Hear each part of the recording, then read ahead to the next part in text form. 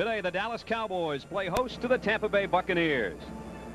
The Tampa Bay Buccaneers may look back at last week's game in Minnesota as a milestone victory for the franchise. Vinny Testaverde capped a 74-yard drive with this 11-yard touchdown pass to Bruce Hill. That sent the game to overtime and set the table for a rookie place kicker, Steve Christie, and he delivered from 36 yards out. A 3-point win on the road in Minnesota, a victory that Ray Perkins, an emotional Ray Perkins, says may have put his team over the hump. So the Tampa Bay Buccaneers find their ship in uncharted waters. They are 3-1 and tied with the Chicago Bears atop the NFC Central Division. Hi, everybody. I'm Brad Nessler along with Dan Jagets, and welcome to Texas Stadium here in Irving. 3-1 for the Bucs right now, Dan, and the best start since 1979. I think people are finally starting to take the Buccaneers as a real team. And Ray Perkins says we've got a feeling, but one of the reasons why they've got that feeling is because of Gary Anderson, number 40. Over 422 yards now in a combined offense. This guy is the guy that everybody has to focus in on when they play the Buccaneers. They try to limit his number of touches, that is, pass receptions as well as running the football. And the Tampa Bay Buccaneers will have the football first. Ken Willis, another rookie place kicker, will tee it up. Reggie Cobb, the deep man of a trio for the Tampa Bay Bucs. The Bucs are 3-1, the Cowboys 1-3, and a short kickoff will go out of bounds. And this is a problem that Willis had a week ago. In fact, of his 3 regular kickoffs against the New York Giants in last week's loss, his kicks landed at the 10, the 8, and the 9. And this time he knocks one out of bounds, so the Bucs will go to work at the 35 under the leadership of Vinny Testaverde, the top-ranked quarterback in the NFL. Pat Haggerty, our referee.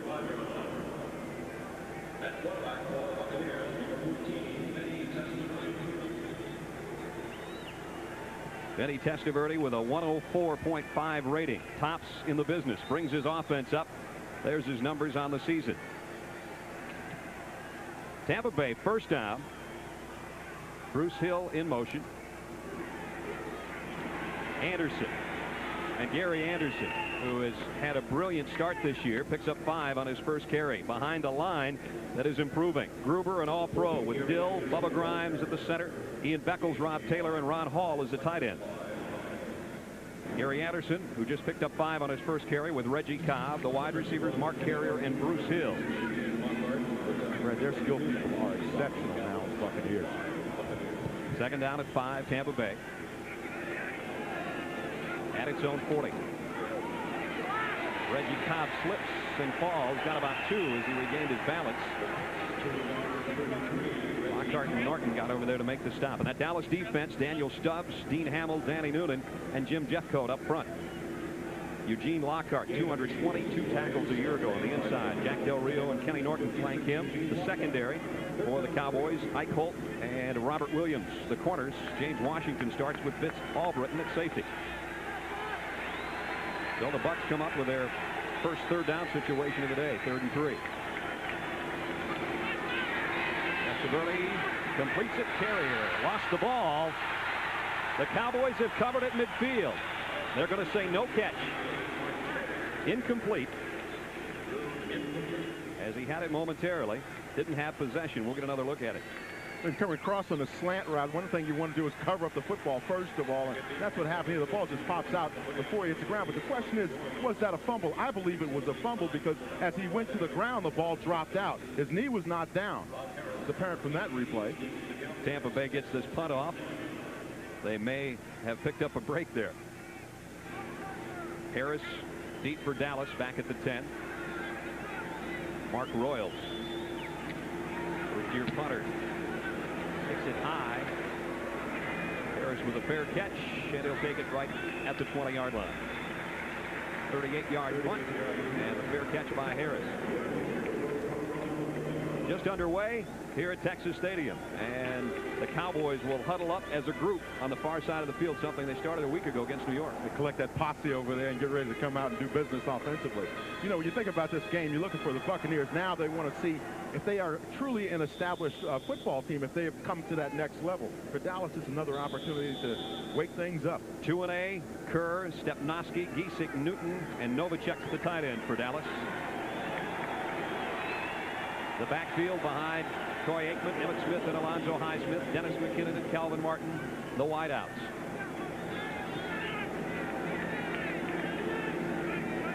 First down, Dallas. Aikman to Smith, then he's going to lose yardage. Tampa Bay all over that. Roderick Thomas out there, and it's going to be a loss of about 4. Defensively for the Buccaneers, up front, Reuben Davis, Kurt Jarvis, and Jim Scow, who came in the trade from Cincinnati. What a set of linebackers. Roderick Thomas, Eugene Marv, Urban Randall, Winston Moss. Maybe the best set in the National Football League, Brad. And the secondary, Reynolds, Haddix, who has 3 interceptions, and Hamilton and Robinson, who've been playing since their Penn State days together. So Dallas started exactly how they hoped they wouldn't. They lost 3. 2nd and 13. Quick throw out to Martin. Broke a tackle, and he's got it up near the 28-yard line where Mark Robinson made the stop. It's funny, when we talked to Jimmy Johnson the other day, he said, you know, this offense that we have with the Cowboys is a quarterback-oriented offense, and it's something that he's not going to try to run the football down your throat. They like to throw the controlled passing game such as that one, and they just threw to Kelvin Martin, and that's how they think they're going to beat you. He says, we're definitely not a dominating run team, and we probably never will be. Let's see if they keep it on the ground here. 3rd down along 2. Emmett Smith. First down, Dallas. He's out to the 34-yard line. Eugene Marv in on the stop, along with Harry Hamilton.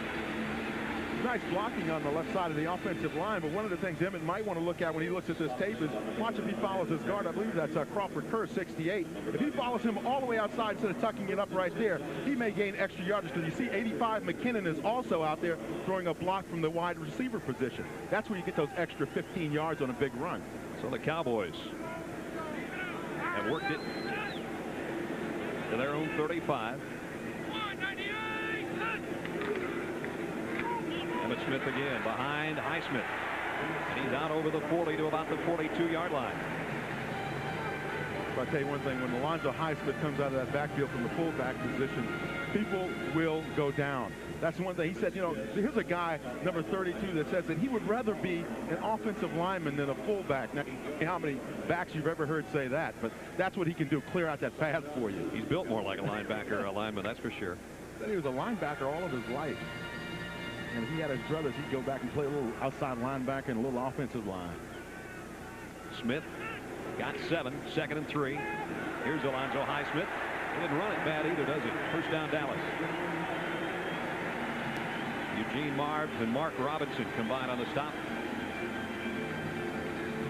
Donald Igwebuike early for the field goal. Seattle looked pretty good on Monday night.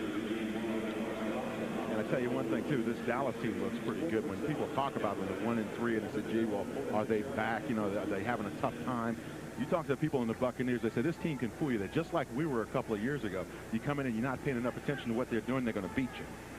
1st and 10. 2 first downs on the drive for Dallas. McKinnon to the near side. Martin to the top of your screen. Tampa Bay with a blitz on Aikman. In and out of the hands of Alonzo Highsmith. A short gain if they dropped him there, but he doesn't hold on. It'll be 2nd and 10. And that's one of the things that Alonzo told us that about this Dallas offense and his opportunities here as opposed to Houston, where he was simply a blocker. He says now he's going to have the opportunity to come out of the backfield and show some of the skills that he displayed when he was at Miami. Said he hadn't run a pass pattern since he was in college until he came to Dallas. Tommy Agee checks in for him at the fullback spot in the Dallas I on 2nd and 10.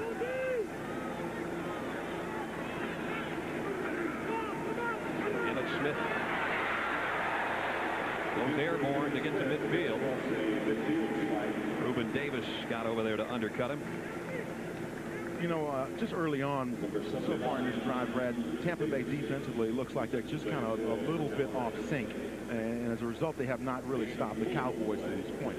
A dangerous kind of an attitude to take right from the top, because you want to come out and be aggressive defensively right away. And I'm sure Fred Bruni, their defensive coordinator, is probably now saying, hey, guys, let's turn it up a couple of notches. They may turn it up on Aikman here on 3rd down and 6. At the midfield stripe, Aikman works from the spread with 4 wide receivers. And he keeps it on the ground to Smith. He won't get the first down. Got to the 46-yard line. Winston Moss stopped him there, and it's 4th down, and Dallas will have to give it up.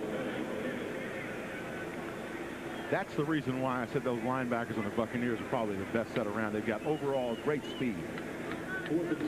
Mike Saxon, who had a rough week last week, still almost 42 yards a kick. And he'll kick it away to Willie Drury.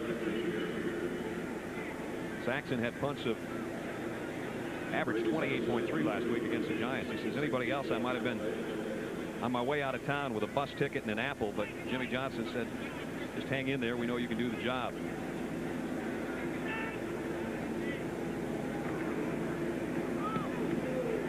High end-over-end kick. Drury's going to let it go. Dallas should be able to down it inside the 5, and the captain of their special teams, Bill Bates, drops it inside the 5 at about the 3.5.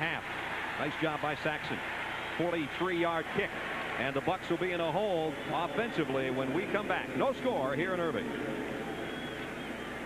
8:33 to go first quarter. No score here in Irving, Texas, and a perfectly placed punt by Mike Saxon as Ray Perkins' Tampa Bay offense in a hole down near the 4-yard line. And this is one of those areas you call the red zone also offensively when you're coming out. Now, this field here in Dallas has some stripes down on the field, and we always talk about the red zone and the blue zone. When you're coming out, it can be the blue zone. And you see these stripes right down to the 20-yard line. We'll show them to you a little later on, too. They're multicolored, white, red, and blue. America's hash marks. 1st and 10, Tampa. Nice job by Cobb to break one tackle, and he got out across the 7-yard line. Daniel Stubbs in on the stop. Yeah, we talk so much about Ray Perkins and the success that he's having this year with the Buccaneers, but he's not a stranger to success. You look at his record with the New York Giants, he really started building that team into the Super Bowl caliber team that they became. Alabama had a successful run there, and now Tampa Bay, this year, they're really turning things around. You ask Ray Perkins, what concerns you? He says, I'm not concerned about anything. Worry me, worry. 2nd and 7. Draw play. Anderson. Nice open field hit near the 10-yard line. And that was Robert Williams, the right corner.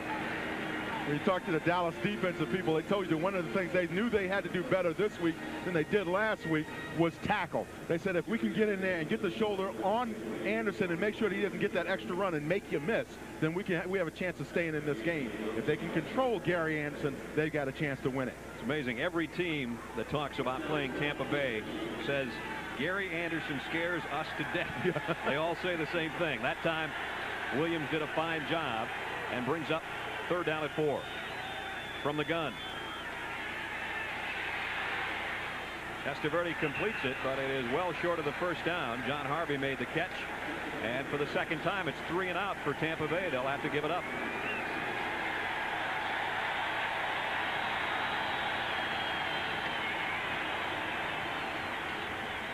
And this time, Royals will be kicking from his own end zone. This is why I was talking about you get in that dangerous lull. You don't do anything offensively, and your defense has to go out, and they're struggling a little bit. All of a sudden, Dallas puts points on the board. Very critical situation now for Tampa Bay. The Cowboys appear to have the return on as Royals is about 2 yards deep in his end zone. Rod Harris back across the 50 in return formation for the Cowboys. This one could be returned. On the fly, Harris lost the handle. But Dallas is going to pick it up and have it at the 45-yard line. James Washington was right there, right place at the right time. Well, you talk about serendipity. James Washington now has got to be thinking, hey, I'm the luckiest guy in a Dallas Cowboy uniform picking up this fumble. That's timing, folks. 6:20 to go first quarter, no score. Stadium, no score with 6:20 to go first quarter. Brad Nessler and Dan Jiggets with you. It's a family affair here.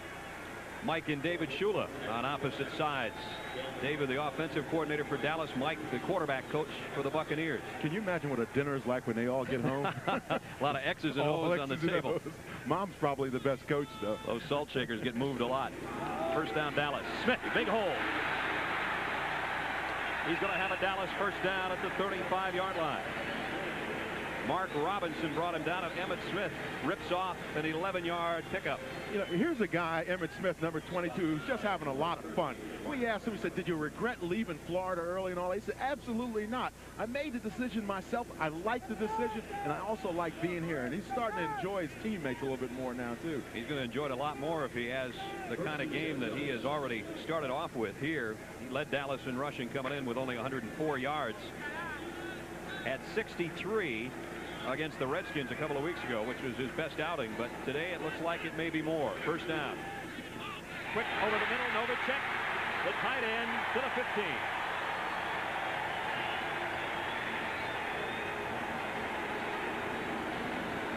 You know, one of the things that works so well against the Buccaneer defense, because they play a lot of zone, is when the tight end slips in between the seams. Now, watch here as the tight end, Jay Novacek, runs that seam route right down along the hash marks. Now, after that, you see there's a hole in there. He catches that between the defensive backs and the linebackers, and that's when this pass play is so effective. Troy Aikman hasn't had to throw often because of the running game, and it's got Dallas down to the 15. They go back to the ground, and Smith got maybe a yard. Eugene Marv got out there defensively along with Harry Hamilton from the secondary. Brad, when we talked earlier, we said about the mind frame that Tampa Bay has to be in here.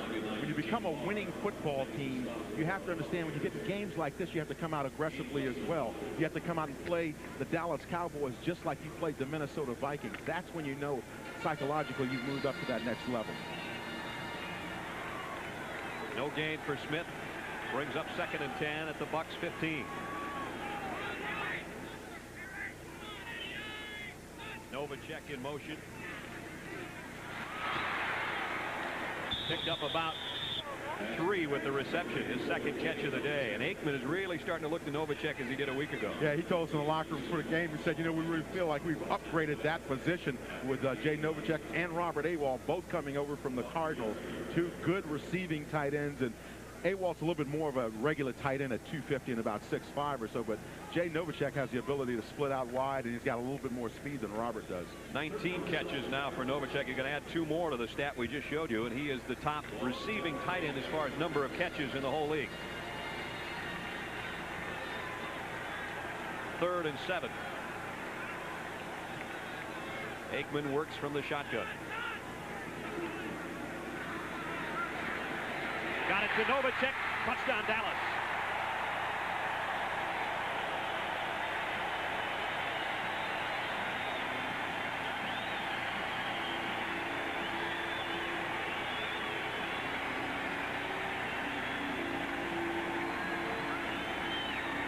Wayne Haddix, an injured Tampa Bay Buccaneer, in the end zone. Dennis McKinnon laid a block on him over there, it appeared. And Novacek 3 catches in that drive, including 1 for 6.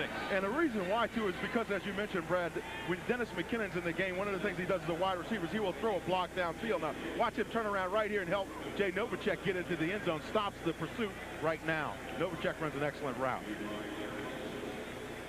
Haddix still down. Again, he is tied for the top spot in the NFC in interceptions with 3, and he had the key pickoff last week that helped Tampa Bay beat Minnesota. And Novacek, a 12-yard touchdown catch.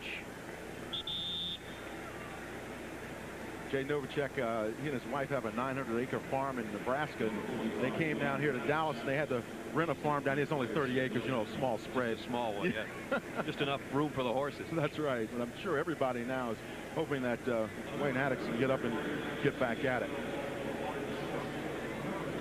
Once again, here's the play. Good protection for Aikman there. Has enough time to set it and deliver the football now. McKinnon on the block on a turn back on Haddix. It looked like Haddix had pulled up a little bit when he got the shot from McKinnon, but one thing Dennis McKinnon does, he's always done it throughout his career, is throw blocks down there for his people trying to score. It appeared as though Haddix, after slipping there and letting Novacek get in front of him, got a little lackadaisical and turned around and did slow down, and then he got deposited by McKinnon. And so our concern for Wayne Haddix, who's still down in the end zone.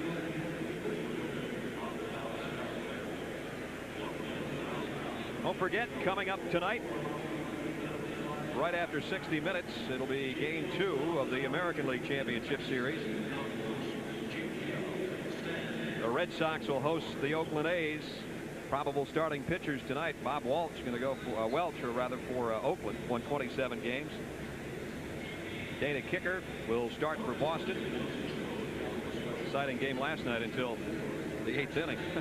Then it wasn't so close anymore. Yeah, blown out. There's what we got coming up tonight on CBS. Oakland out in front in the series 1-0 after their big inning last night.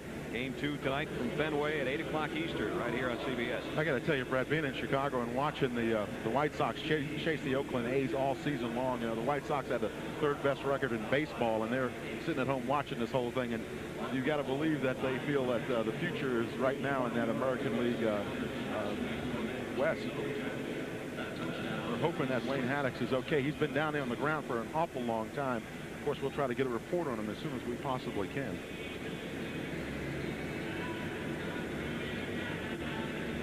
Wayne Haddix down, Dallas up by a touchdown. 3 minutes and 28 seconds. If you get the buys in the situations, what's happening, why these two teams on the field, well, those 5th place teams, you know, have to play when the other guys get some time off. The rest of the NFC, with the exception of Dallas, off this weekend. Ken Willis, rookie kicker, in for the point after. And the Cowboys of Jimmy Johnson go on top 7-0, 3:28 to go in the first quarter.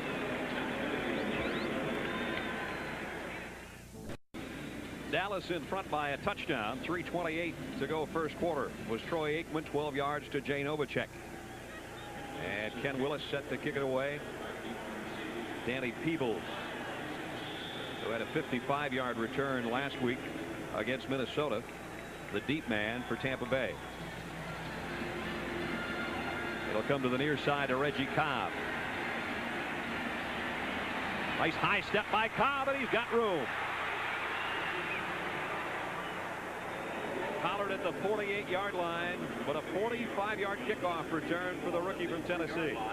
He returned it to near the midfield stripe.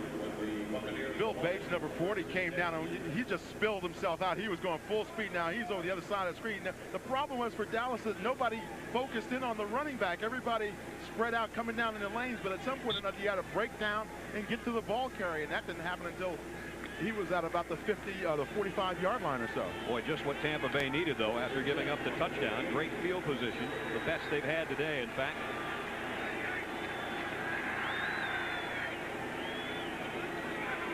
Here comes a blitz. Testaverde got it to Carrier. It looks like it's going to be a first down near the 41. One of the other things that you've got to believe that Tampa Bay wants to do in this game, and it's something they've done all season long, and we talked about it, is getting the ball to Gary Anderson. And here are some of his numbers on the season so far. Rushing is at 67 attempts for 281 yards and 3 TDs, and he's a very available receiver as well. And as Dan said before the game started, second in the league in total yards, that 422, second only to Johnny Johnson of the Phoenix Cardinals. First down, Tampa Bay. Reggie Cobb cuts back to the 36, where Danny Noonan met him, along with Eugene Lockhart. If I'm Reggie Cobb and Gary Anderson, I kind of like running over on that left side. You know, I've got Paul Gruber over there. And Paul, needless to say, has grown up a little bit since he's been with the Buccaneers. I looked at him yesterday, and it's obvious he spent the offseason in the weight room because he looks outstanding. He's really got some great upper body now. A lot of people expect him to be a fixture in the Pro Bowl in years to come. 2nd and 6. Bucks at the Dallas 36. Another blitz. Anderson cuts back, first down and more. Inside the 25. Let's go to New York for an update on Houston and San Francisco, and Greg Gumbel. Well, Brad, after the Oilers picked off a Joe Montana pass, Warren Moon went right to work. 30 yards to Drew Hill for the touchdown, and with the extra point, Houston now leads the Niners 14-0 in the first. Back to Texas Stadium. The run and shoot, doing its number down the road a piece, as they say down here. Tampa Bay moves inside the Dallas 25, the 24-yard line, first down. Testaverde skips one off his intended receiver and almost intercepted, intended for Anderson.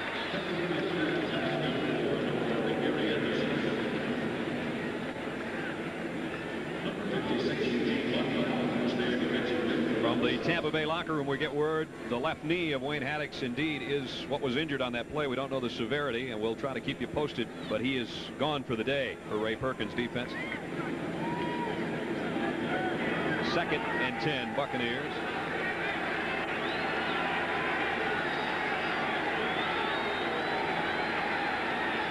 Hill to the near side, Carrier to the left. They'll keep it on the ground. Anderson got close to the 15. Yeah, but there's a little bit of that Gary Anderson make a miss there. You saw, I think it was Vince Albritton that just kind of slipped up in there and tried to put the shoulder on him. Gary Anderson will make those people in that secondary think twice when they come in and try to put the real hard knock on him because he's very slippery. Good blocking up front as well by his offensive line. Key 3rd down situation coming up for the Bucs to try to keep this drive alive. Remember, this drive started at the 48-yard line after the nice kickoff return by Reggie Cobb. Cobb won't get there.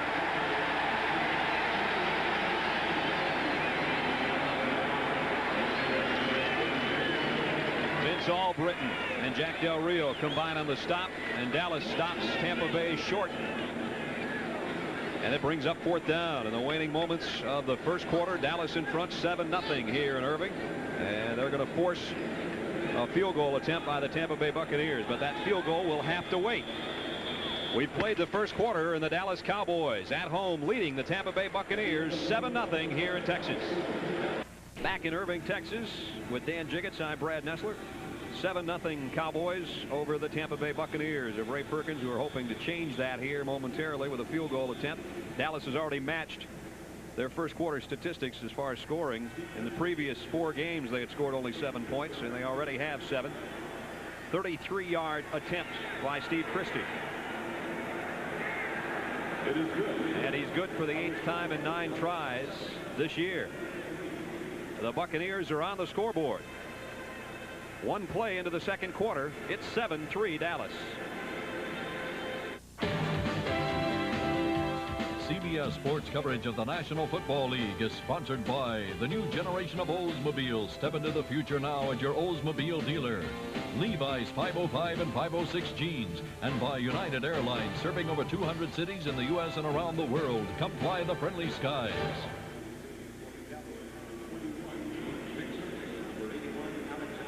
Steve Christie, following the 33-yard field goal, tees it up and set to kick away to James Dixon and Alexander Wright for Dallas. Christie's kickoffs, the reason he won the job in the preseason over Donald Igwebuike, the depth of his kickoffs and the fact that not too many people have been returning kicks this year. Dixon had a notion and decided against it. So the Cowboys will work from the 20. You know, when you go back to the 3rd down play now, the reason why the play wasn't successful is watch right here. As the running back comes out, he's going to try to search this linebacker right here, making the pursuit, and that's Ken Norton Jr. Now, he's going to come over to pursuit now. The problem is if your running back can't find that linebacker, then he's right in on the play. And it's Jamie Lawson, number 38 for the Buccaneers. You saw him just kind of take off a field. You got to sit back, turn back around, and find that inside linebacker. Kelly Norton did a fine job. Forced the field goal, and now that Dallas offensive group huddles as a unit and brings it right up to the line of scrimmage.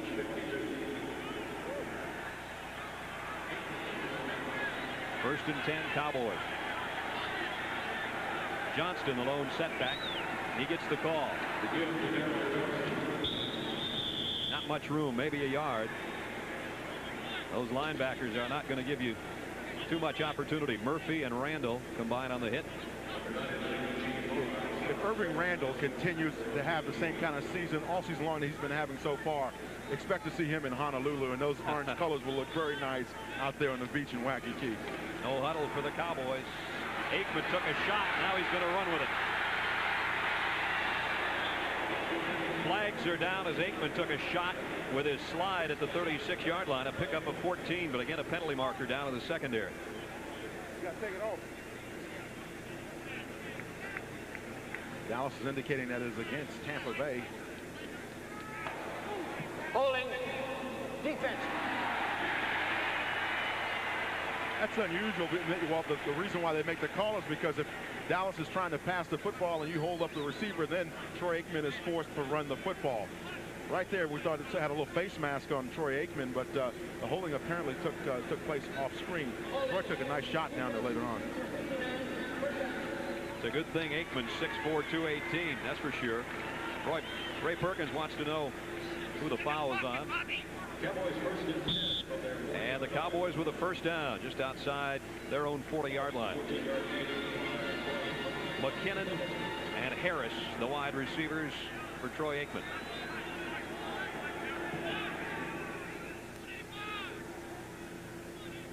Calvin Martin in a slot, so he's got a 3 wide receiver set. Intended for Harris, incomplete. Aikman is a big, strapping quarterback. We talked to him in the locker room before the game, and he's all of that 6'4", 218, isn't he, Dan? He sure is. But the interesting thing is, you go in and talk to, here's a top-rated quarterback, guy that's making a lot of money and everything. What is he doing before the game? He's in there reading the game program. See if they spelled his name right. Yeah, they give him a free game program, and he's reading that. He's a young, good-looking guy, and backup quarterback Babe Laufenberg says, hey, the guy owns the city. He's so popular. He says the part of the city he doesn't own, he could buy. 2nd and 10. Johnston over the middle. Still going to bring up 3rd down and almost 6. One of the things the Cowboys were concerned about coming into this game, Brad, was protecting the quarterback, and they've made some adjustments along the offensive line, and one of the things that happened as a result of that is good pass protection. Now, you seem to stop it up in there. Outside rush, little games, all of that. Get those big bodies in there real close, make it real nice and cozy in there, and then they can't get through. Now they spotted Johnston out to the 46-yard line. So it's going to be 3rd down and a long 4. 7-3. Dallas in front here in the 2nd quarter. They'll keep it on the ground to Emmitt Smith. He's going to be close. He had to get it shaded into Tampa territory, and I don't think he got there. Looks like they're going to spot it on the Dallas side of the 50. That'll be short of the first down.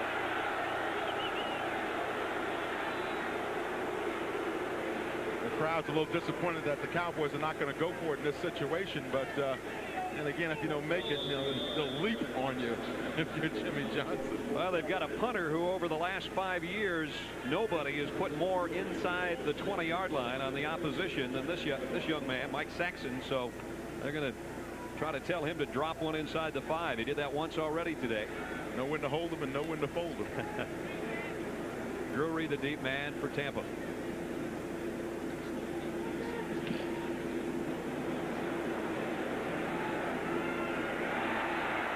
Well, he did his job, but they couldn't quite get down there to cover it. 50-yard kick for Saxon. Tampa Bay will have it at their 20 when we come back. Michael Irving along with Alonzo Highsmith and Vinny Testaverde. Those guys hooked up a little bit when they were at Miami. 21-3 over 2 years, and Vinny was there. Not too bad. Michael Irvin just reactivated off injured reserve there, number 88, this week, and he should see some action sometime today. Jimmy Johnson saying he's just about back, just about full speed. Testaverde 2 out of 4 for 14 yards here early. Anderson, and he gets to the 27 in a hurry. Look back at the play that the Buccaneers had, that 3rd down situation where they had to go for the field goal because they were not successful. Now, Testaverde brings this offense back, and he says, now are we mature enough now to make the long drive, take our ball club down there, score a touchdown, and put ourselves ahead in this football game. If they reach that level of maturity they want to get to, then they do that now. This guy certainly helps. Anderson's got 37 yards on 5 attempts. Here he comes again. Great cutback. Flags down as he picks up the first down at the 35. And again, a penalty marker down at the 30. I've seen officials ruin more good runs than any defense around. Boy, what a nice cutback block, dude. That's a shame. Here in the 2nd quarter, 7-3, Dallas in front.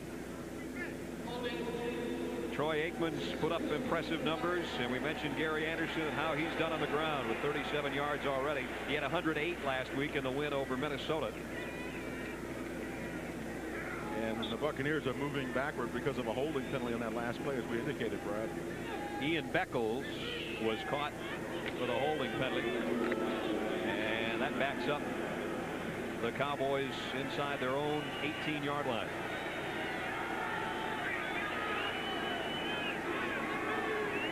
Testaverde changes it up at the line. Expected blitz.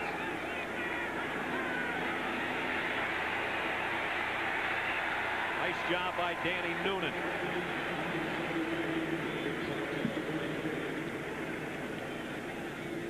Danny Noonan, 4th year out of Nebraska. You mentioned that you heard Vinny Testaverde checking off. That's because that Dallas defense came up, all the linebackers up on the line of scrimmage. It looked like a 8-man front. He checks off, then they pull out. And right away now he says, okay, now my quick pattern is off. And a straight 4-man rush brought him down after a short gain. 3rd and 9, Tampa Bay from the shotgun. 3 wideouts for Testaverde.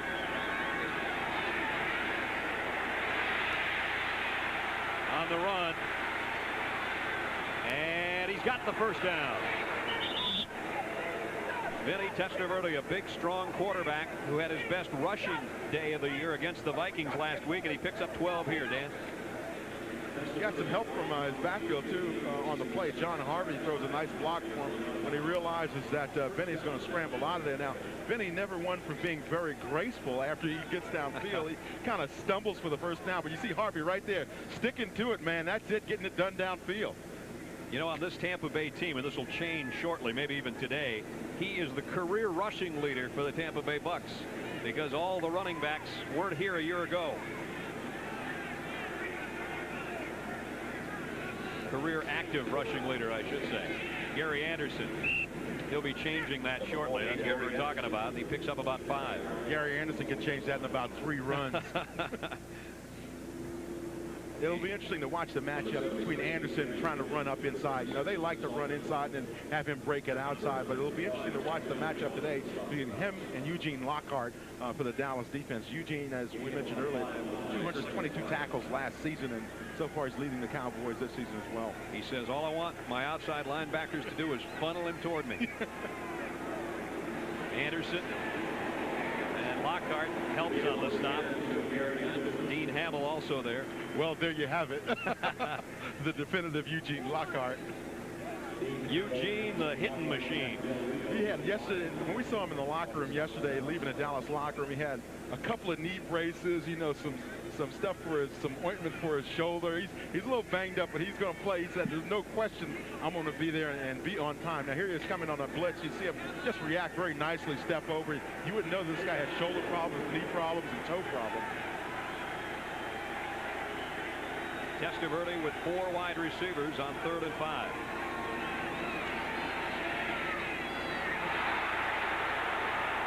Incomplete. Frank Pillow, the intended receiver, and he took a big shot from Robert Williams on the corner. Yeah, but the problem is for Dallas is balls are popping up in the air. The people are popping balls off, and Dallas is not intercepting any. They got 1 interception this season. They need turn. And that's Rod Harris. Back deep for Dallas. 8:32 to go in the half. 7-3.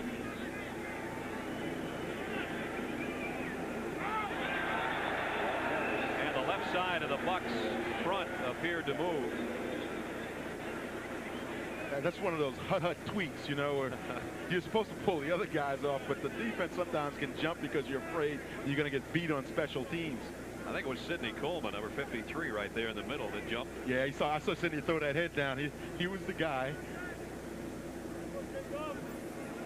Sidney's like, oh, man, I wonder if Ray's looking now. He still doesn't want to look, does he? Looks over there. Yeah, this Steely Blue. He's standing right there looking in the huddle. Oh, boy. There was no contact, therefore no foul. All right, no contact, no foul. Kind of like the basketball we played the other day.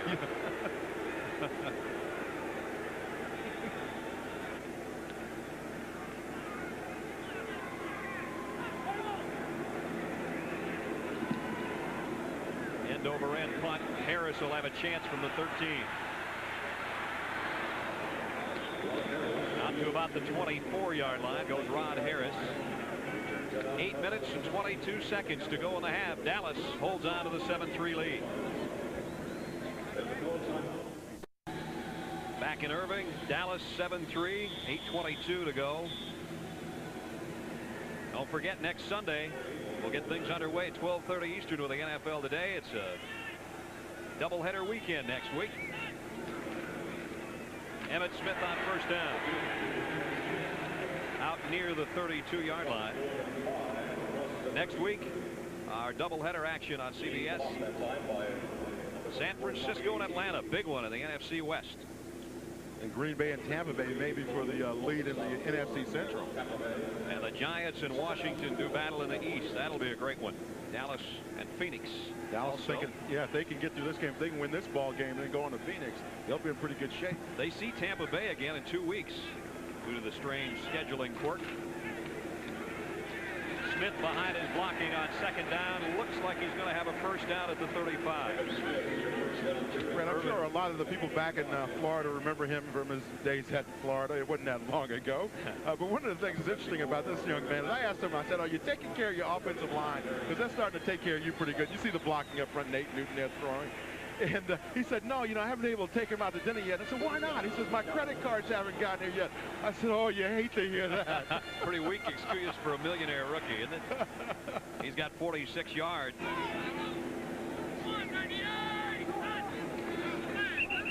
And they'll blow it dead. Somebody in motion early.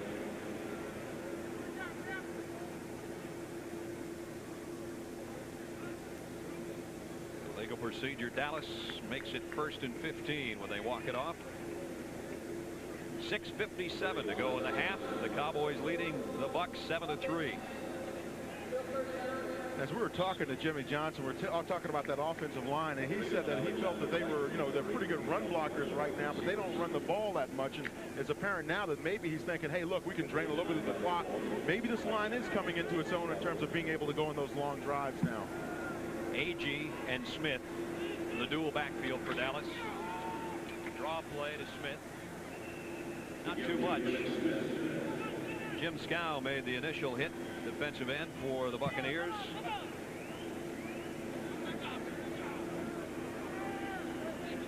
Emmitt Smith, who would have been a senior at Florida, and says, you know, I just couldn't take another change in the offensive scheme. He had 3 of them down there. He said he never got to realize his potential there because every season he was learning a new offense, and now it's going to be the first time that he can really settle down and just run one offense. And Steve Spurrier's offense a little more pass-oriented, that's for sure. 2nd and 12, Cowboys. Aikman. Great catch by Alexander Wright. Great catch by Wright, but the thing that I'm also very pleased with in that situation is watch the way that Troy Aikman stands in. He recognizes that he's getting pressure right up in his face. Now, watch him sit in the pocket, take the pressure, and just deal the football off. That's growing up in maturity for young quarterbacks. Here's another look at it now. You can imagine how difficult it is when people are collapsing on you to sit back there and toss that football like that and throw it accurately. And Alexander Wright, the rookie from Auburn, laid out for the catch. Brings up 3rd down and 2. Here comes a blitz. Calvin Martin. First down, Dallas. Aikman read that one beautifully. Hey, Kmart put on more shakes there than Kmart has sales. He had about 35 shakes there, and I think he gained 2 yards.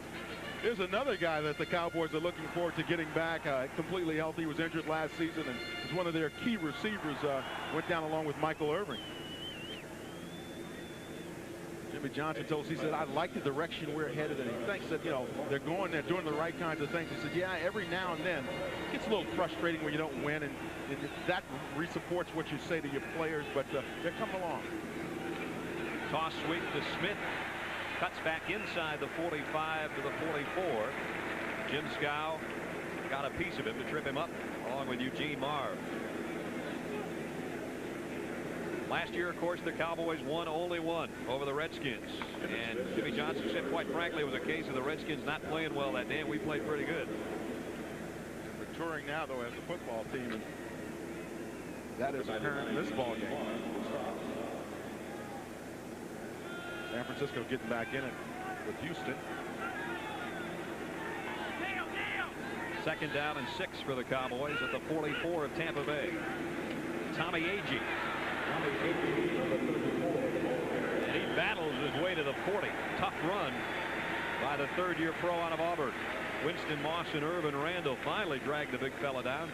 They got him in Plan B from Kansas City, and they're very pleased with the acquisition.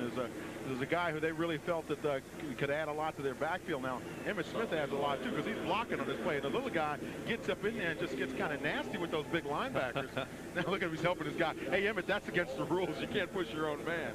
Agee, you know, he had to wonder, hey, what do I have to do? He got drafted by Seattle, played behind John L. Williams. They traded him to Kansas City. Christian Okoye's there. Now he comes and he's behind Alonzo Highsmith, but he got a nice carry there. Third down and 2. Smith looks to be a first down for the Cowboys. Coming into this game, I think he was successful on 6 of 7 attempts on third down situations, so he's not a stranger to that, taking advantage of the opportunity. Okay, now Agee gets to pay back Emmitt Smith on the play. You see him throw the key block right up inside there. I think that's Irvin Randall that he gets on. He takes out the knee. Nice block, nice and low. Close enough that they'll have a look. Looks like they might have it by the length of the football. Maybe 2 lengths. First down, Cowboys. 2:39 to go in the half. 7-3 Dallas, and the Cowboys driving. You know, you see Ray Perkins there shielding his eyes. The reason why is here in this Dallas stadium, they put the visitors in the sun. And so you're going to get that afternoon sun in your face the whole day. And the Dallas sideline is nice and cool. Nice and shady over there for Jimmy Johnson. There's a great look at it. Well, it's brutal, too, I tell you. The stadium with a hole in the middle. They left that hole up there so God could look on every Sunday at the Cowboys. 9th play of the drive. Aikman in trouble. And the Bucs with their first sack of the day. Broderick Thomas and a Winston Moss. Number 51, Thomas. Former #1 draft choice picks up the sack. Pressure comes from the left side of your screen. That's 51 Moss right there. Takes the back out and just simply runs right up on top of Troy Aikman. Somebody's got to block that guy. If you don't see him being picked up by a running back, you're Troy Aikman, you go, hey, I'm in a whole lot of trouble. We worked our way down to the 2-minute warning. Troy Aikman and the Cowboys will have a 2nd and 18 when we come back. Dallas holding to the lead. Back at Texas Stadium in Irving. It is a hot one today, and that could take its toll before it's all over. Yeah, if you see those linemen are down there in that cool air. Always look for the cool air. You'll find all the offensive linemen. Bubba Grimes, who played his high school ball in Tyler, Texas, had a lot of relatives at today's game. His Buccaneers on the short end, 7-3 here with 2 minutes to go in the half. Troy Aikman in trouble again. Broderick Thomas again. And he just simply beat Kevin Gogan. Gogan, number 66, tried to step out and block him outside. Now, watch Gogan. He's up high now, 66, stepping out trying to block him, and just gets out of position right here. Good, strong outside move there and in for the sack. One of the things the Cowboys did last week that they're not doing so far was protecting the quarterback throughout the whole football game, and they've given up a couple right now in this drive. Gogan goes out, and Tuanay comes back into that tackle spot on the left side to line up against Broderick Thomas, the Sandman they used to call him, because he put a few people to sleep over the years. 3rd down and a mile for the Cowboys. Intercepted. Eric Everett has it back to the 46-yard line. 23-yard return for Everett, and the Tampa Bay Buccaneers will have 1:14 to work, trailing 7-3. 7-3 Dallas, but Tampa Bay will have a chance now with 1:14 to go in the half, thanks to the turnover. And they are +5 on turnovers this season. They've turned a lot of them into points. They would like to get at least 3 more off that Eric Everett interception. That's clear part of the reason they're 1-3 and the Bucs are 3-1. Vinny Testaverde will work from the shotgun with 3 wide receivers, but he'll keep it on the ground. Anderson with a convoy in front, and Isaac Holt broke through to knock him out of bounds. I was watching Ian Beckles, number 62 for the Buccaneers, on that screen, that lead outside. Now, both of the guards are outside, and Scott Dill, 76, is along with them. Just trying to see if they're staying up and running through their blocks. And Dill gets a nice little pancake there, but Beckles wants to get in there a little bit tight and then push that guy all the way to the sideline. Isaac Hole, a pretty strong corner, 6'2" and about 200 pounds, and he didn't get enough of it. Did stop the clock, though. 2nd down and 7 at midfield. Wide open is Anderson to the 39. Penalty marker down in the backfield. And we're going to have a holding. They'll bring it back.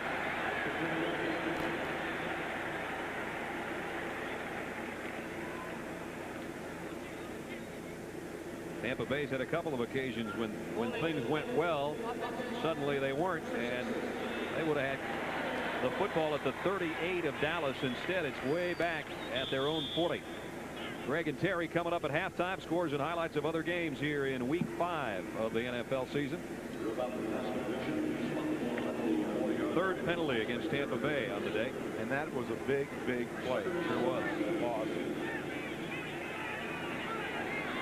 Cowboys with their prevent in there against what is essentially a 4 wide receiver offense for Testaverde. He's in trouble and he lost the ball.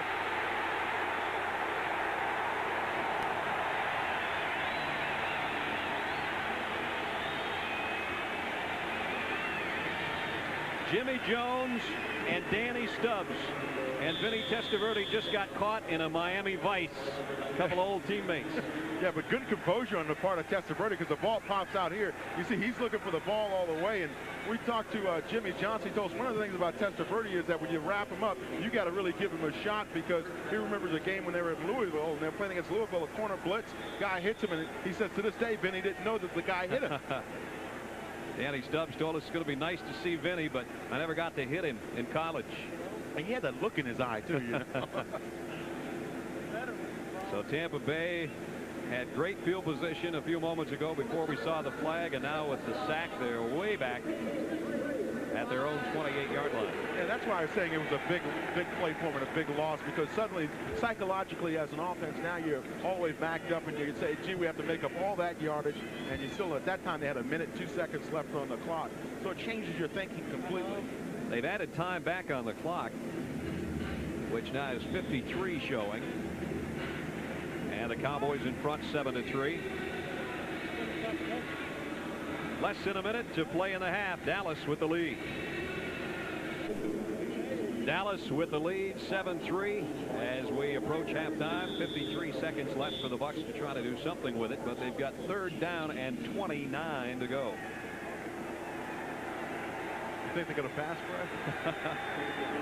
Now watch him with a quick draw to Anderson. There it comes. To the 35. And the Cowboys want a timeout. Yeah, because they get the ball back, you know, after the punting situation with 46 seconds left on the clock and maybe in decent field position. So Tampa Bay will have to give it up to Dallas. We'll take it back near the 22-yard line. I don't know how Royals found a window to kick that thing through. A 44-yard punt.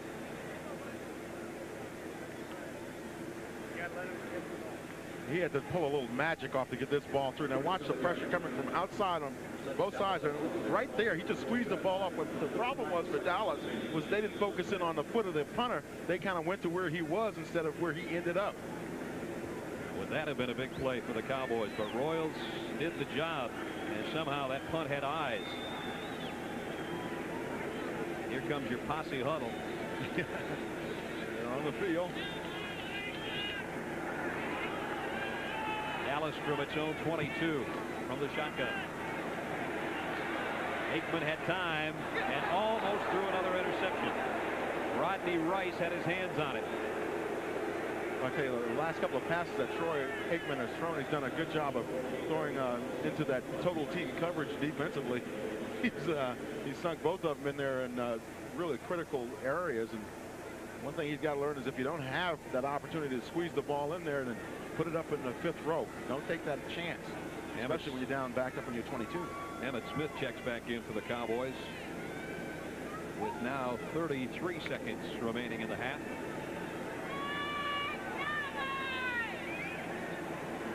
Martin, Irvin, Novacek, and McKinnon, the wide receivers. And the inside handoff to Smith. Out to the 30. Anderson and Smith have had very, very similar days to this point. The Cowboys are going to let it run. Jimmy Johnson, I don't think exactly wanted that to be the case. No, I think he wanted a couple more plays out of that one. But his Cowboys will head to the locker room at halftime with the lead. The Cowboys at halftime leading by a score of 7-3 over the Tampa Bay Buccaneers.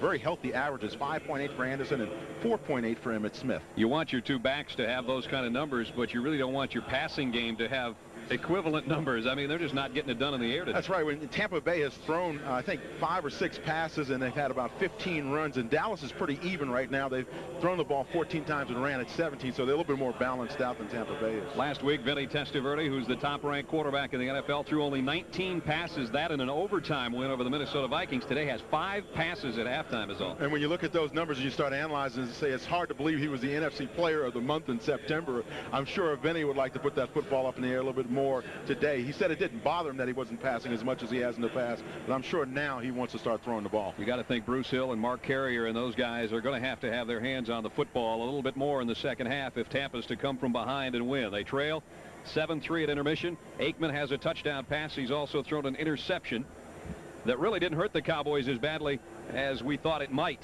because Eric Everett picked it off and gave Tampa Bay great field position before halftime, but they weren't able to capitalize and turn it into points. Steve Christie has it teed up. I'm sure, Brad, that Ray Perkins went in and had a little chat with his club about what it takes to be a championship caliber football team at halftime, and you can believe it wasn't a nice discussion. The kick. Alexander Wright a couple yards deep, and the rookie will bring it out. Maybe paid the price. Got it across the 18. That's about it. Bruce Perkins down there on the special teams put a shot on him. Alexander Wright is a guy, they say, runs a 4.2, 4.3 40, and Jimmy Johnson said this guy is going to be a difference maker for the Cowboys down the line. It's hard to coach speed. It makes you look real good if you're a coach. You got a guy that's running that fast. He says he's not one of those guys that you have to say if he learns to catch or if he learns to run patterns. He can do that right now. It's just a matter of experience. There you see the Dallas ground game has definitely improved in one half, doing better than normally for a whole game. They pick up where they left off. Emmitt Smith again. Smith out to about the 27-yard line. Emmitt Smith, you know, first-round draft choice and all the rest of that. We talked to him. We said, what do you like to do? He says, you know, I've got a train set at home. He says, now I'm going to buy a bigger train set, and I also have a toy. He wants to get a jet plane, a model jet plane, to play with that as well. So little train wants a big train or a bigger train. He can probably buy a normal-sized train. Here he comes. And he's going to get a first down as he went airborne behind his offensive line.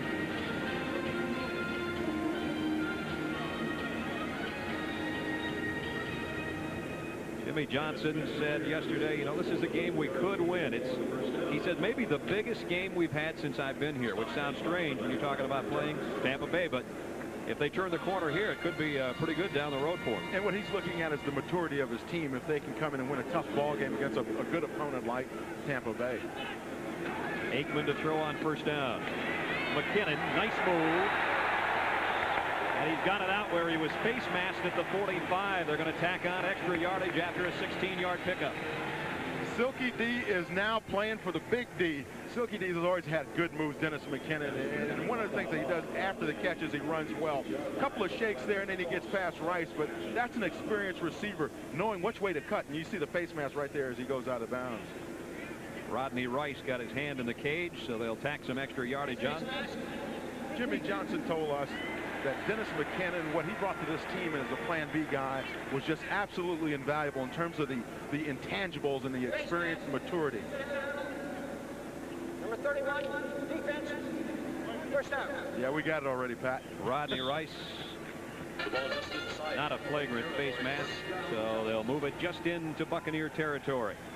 Irving, Texas Stadium, where the Cowboys lead 7-3 here early third quarter.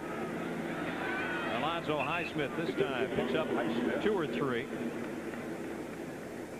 Nate Newton and Reuben Davis had a little chat at the end of that play. Nate Newton, who's been moved to right tackle this season. There he is, number 61. And he has slimmed down, folks. He's down to about 314 or so from a high. They said it was around 360 or so, but he looks great. We saw him out on the practice field. He's running well. He's running extra after practice. Got into a good weightlifting program, and they say that, you know, this guy can be a Pro Bowler down the line. He's got exceptionally quick feet. They call him the Kitchen. His brother Tim Newton plays defense for the Bucs. They call him the Icebox. Play action for Aikman. Oh, Emmitt Smith didn't know that was headed his way. Hey, Nate said, I can run with the ball. Get off me. Those linemen still want to get their hands on the football. You saw him, then he had to go back and tell the defensive guys, I could have ran it. I could have ran it. No problem. Now, the problem on this one was Emmitt Smith didn't realize that if you get a little quick action on the quarterback, he's going to dump it off to you. And Aikman had to dump it out there, and Emmitt Smith never turned around for it. And there's Newton. There's Nate. Third down, still 6.5. That's got to be a big switch, though, from guard to tackle. It is, but you know, playing right tackle is a little bit easier because everything is natural. If you're right-handed, it's a little bit easier to play out there than if they'd moved him to left tackle, which is always an odd position to play. Third down and 7. 3 wideouts, and Novacek in a slot right for Aikman from the gun. High snap. He handles it. Look out. There's Broderick Thomas again. His third of the day. I like what Broderick's doing over there. See, he's got some blood on his uniform. He's making a couple of sacks in the ball game. He's beating a pretty good offensive tackle in Mark Tuanay, the left tackle over there for the Cowboys. But, you know, he's got the whole thing working. The jersey's tied up in the back. Watch this rush now. A little shake and bake there now. He's going to dip that shoulder and rip into the quarterback. And that's simply speed and agility beating an offensive tackle. He's got blood on his pants, and Troy Aikman's got some on his jersey, so you be the judge. One of those guys is having a little trouble. They've met often enough, I'm sure, in Aikman's opinion. Sacks into punt. Nice high spiral. Drury lets it go, and the Cowboys, Bill Bates, will down it again inside the 5.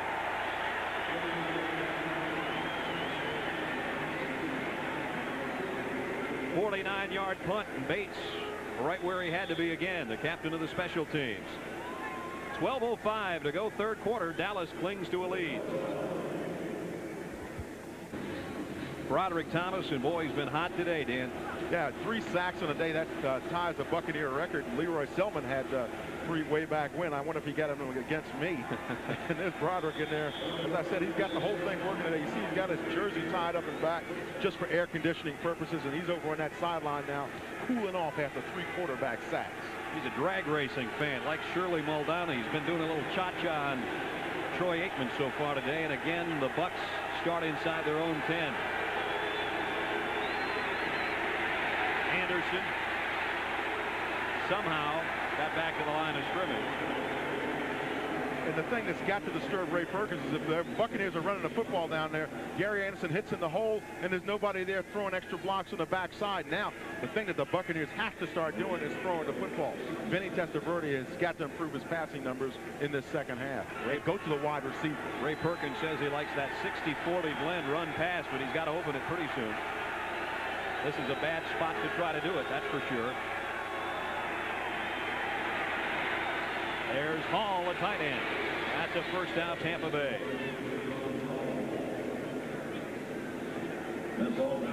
Rod Hall with a first down catch for Tampa Bay. We've got baseball coming up tonight right here on CBS. How about the A's and that one inning they had last night? The Red Sox will try to draw even at Fenway this evening. And tomorrow, the Reds and the Pirates in the National League. Good series going there, tied at a game apiece. That's tomorrow at 3 o'clock Eastern. Baseball tonight and baseball tomorrow right here on CBS. So Vinny Testaverde has a little bit of room to work now. At his own 17. Anderson into the secondary, and a first down. Gary Anderson rips it out to the 29-yard line.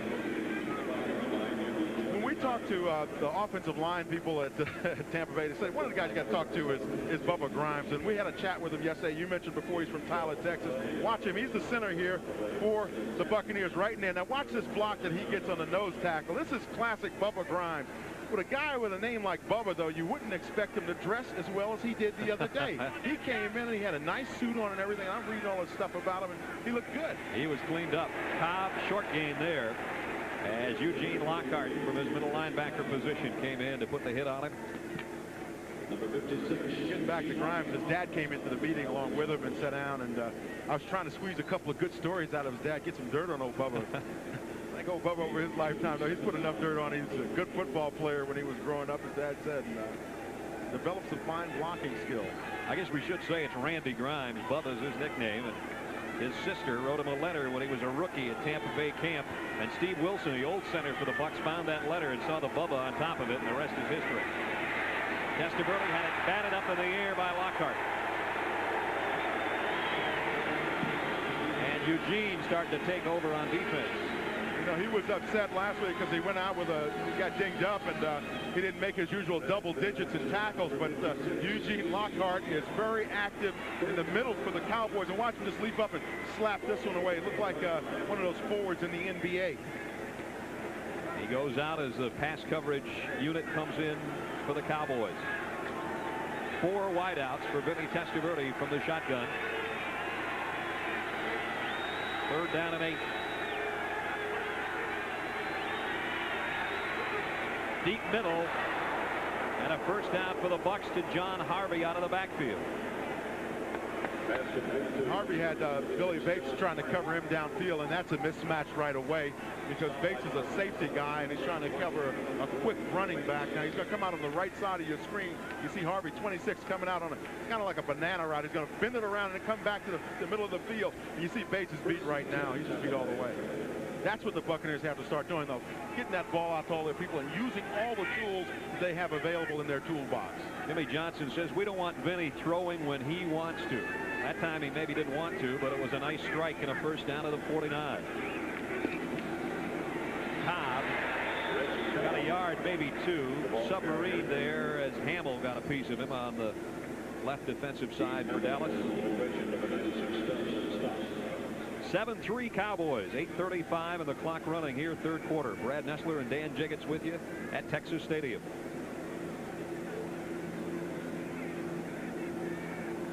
Dallas's defense trying to figure out how they can get it going and get it cranked up, stop the Buccaneers, and when the Buccaneers put the ball in the air, that's when they can be really dangerous.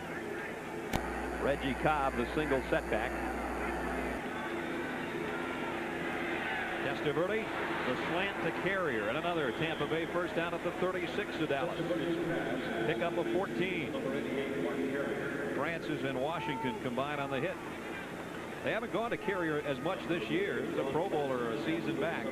But, you know, when we looked at the stats at halftime, Brad, you know, Testaverde had thrown 5 passes. It's tough to keep going to your quality guys, and I think that's what, you know, we talked about the focus and where they need to be, and those quality people outside are guys that like to get the football in their hands. Carrier picked up the first down at the Dallas 35.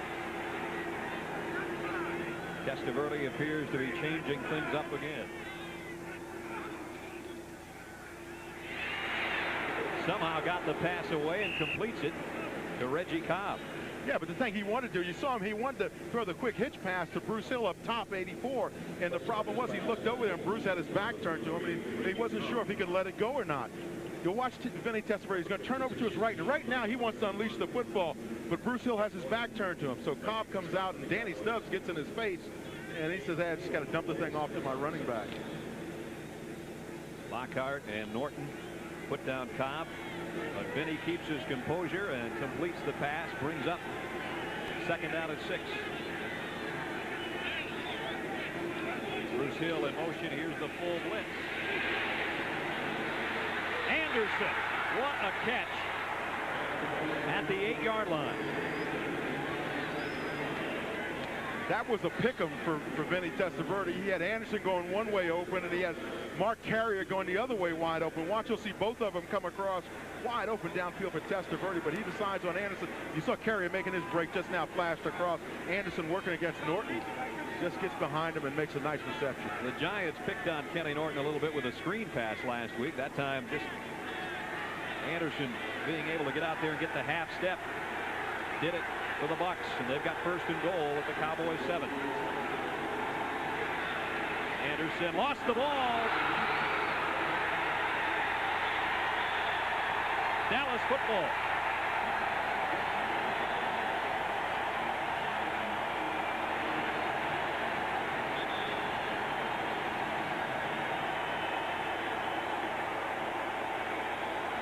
One old Hurricane steals it from another. Danny Stubbs, the guy, he said that this team is looking towards him as being a leader now. Ball gets popped out right there. Gary Anderson appeared to just hit the ball on the backside of somebody that popped out, and it's recovered by Dallas. Cowboys with a lead, and they've got the football back.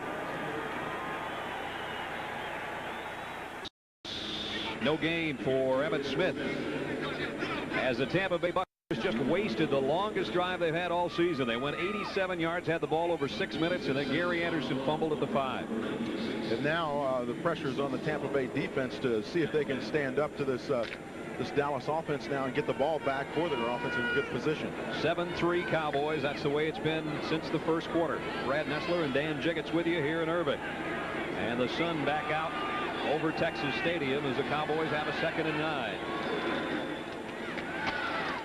Martin run out by Kevin Murphy. Got by the first man, but he didn't get by Murphy. And it'll still bring up 3rd and 4. I'm sorry, Brad. Ricky Reynolds came up and tried to really give him a wrap, and then when he did it, he missed him. Watch Ricky Reynolds on this play. Tell me if he wants to do some major league damage here or what. Right there, he's coming in with that shoulder leading in pretty nicely, but Murphy comes over and makes the stop from his linebacking position. 3rd down and 4 for the Cowboys. Smith and Agee, a dual backfield behind Aikman.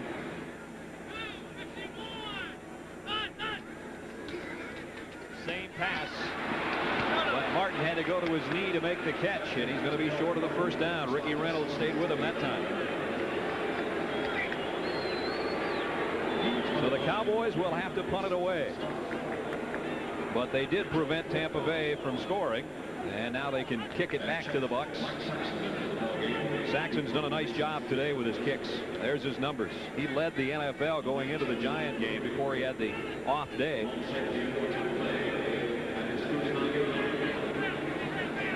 Willie Drury back for Tampa Bay. Saxon stands at his own 5. And he got a lot of this one. Drury backpedals to the 29. Picked up about 7 on the return after a 52-yard kick by Mike Saxon. 3:58 to go 3rd quarter. Dallas still leads. Dallas leading 7-3. 3:58 to go 3rd quarter. And the Buccaneers, who came in 3-1 under Ray Perkins,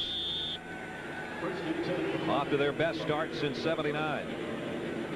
And I think one of the reasons why is because they have had some nice balance, and they've they've thrown the ball when they needed to and thrown it judiciously. But now I think they have to start loosening the cannon up, as we said before, and letting Vinny go. Gary Anderson. Boy, he took a shot from Vincent Smith, but he still picked up good yardage out near the 42-yard line. Gary Anderson, of course, with brilliant days in the USFL and then with the San Diego Chargers. And there's his numbers on the afternoon. He also has a fumble, which ended at the Cowboys' 5-yard line last trip.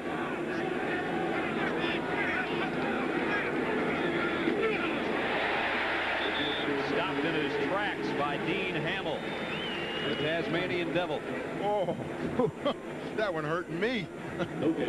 Dean Hamill, one of the things that Dean Hamill does well for that defensive line as he penetrates. As soon as the ball snaps, he's a guy that's going to come across the line of scrimmage on you, and you got to get some shoulder pads on him and hold him a little bit too. And you saw him slide off the block right there above Grimes and get in there and just put the wood to Gary Anderson. Hamill opened up on his teammates last week. He thought that the Cowboys didn't take the loss to the Giants hard enough, and he let them know it.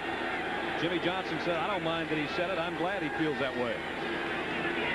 Third down, Testaverde. Anderson, he could be gone. Touchdown, Tampa Bay. 58 yards, Testaverde to Anderson. 58 yards. And we talk so much about how many touches Gary Anderson has and what he does with them. And one of the things that's critical is you get him involved in the passing game. He's working against linebackers many times. And here he just simply beats the linebacker. You saw the coverage there, crossover. And he is just simply gone because the safety split out to go out wide to cover the wide receivers. Too deep coverage by the Cowboys. Once he got that little crease after making the catch, you can forget about it. And the Bucs take the lead for the first time today. Steve Christie in for the point after. And Tampa Bay, we expected they had to open it up. Boy, did they ever. 10-7, Bucs in front.